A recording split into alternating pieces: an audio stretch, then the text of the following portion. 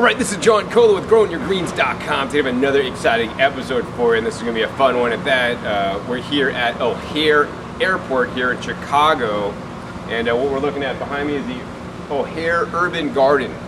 This is where inside the American terminals, between like Terminal 2 and Terminal 3, they have a rotunda, and up on the top level actually they're growing food indoors. So I think this is an excellent idea. And what they're using to grow food indoors is the tower garden setup. So while they do use the tower garden setup in a commercial application, there is also a home tower garden. And what we're gonna do today is actually show you guys what's growing indoors under HPS lights, and also how the tower garden works, and also my opinions on it. So let's head over to the O'Hare Urban Garden and share with you guys what's growing on. All right, so here it is. O'Hare Urban Garden, HPS lights, really bright in here. It's nighttime, as you guys can see outside. Man, it is a balmy, like 16 degrees outside today in Chicago, but things are growing beautifully indoors. So that's the first clue. If you're living in a place where it's cold, grow indoors in the winter. I don't necessarily recommend using HPS lights, especially this many that takes a lot of power.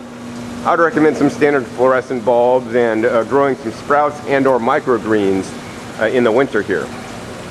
So as you guys can see, what they're using here is the Tower Garden by Juice Plus. And how this works is pretty simple.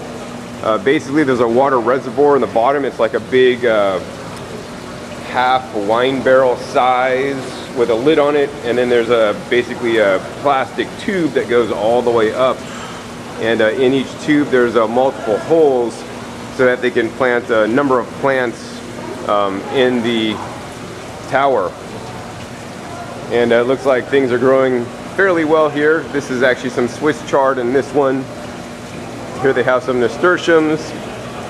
Over behind there they have some tomatoes, and this one is chives. And I like that it's actually labeled. Each one is actually labeled, because many people might not know the different crops that are growing. I mean, I do, but most people are like, oh, that's what arugula looks like when it's growing. And it's totally cool that they're growing things inside, and actually using some of the produce in the restaurants actually at the airport. As you guys can see, this arugula is going to be used at Tuscany Cafe, and the chives here will be used in Wicker Park. So it's totally real cool that they're doing that, but let's talk more about how this system works specifically. And I could actually hear the pumps come on, so multiple times per hour or however often during the day, there's a pump that takes the water from the bottom there and then pumps it up the middle of the tube, and then basically the water drips down the tube all the way down so that all the plants get watered. So one of the things I'm noticing as I'm walking around this tower garden setup is actually some of the excess salts and the buildup of the hydroponic solution that they're using today. So let me go ahead and show you guys actually some of the salts that are actually drying and crusting up. So check it out. If we look closely at this one here, we can totally see right there some of the salts that are crusting up and drying on the plastic housing. In addition, on the bottom of the units there, you can see more kind of salts crusting up. Now this primarily happens because they're using a fertilizer that's synthetic chemical fertilizer. And as you guys can see, they're actually in the blue barrels behind me. And this is not the natural way food is grown. Now, while I do think it's definitely good to grow food and grow fresh food where it's needed, I personally believe that it's much better to duplicate nature instead of trying to emulate nature like they're doing in hydroponics. So I would prefer to use a soil-based system instead of a hydroponic system like they're doing here. You know, I prefer the garden tower instead of the tower garden. Be sure to check my past videos on that.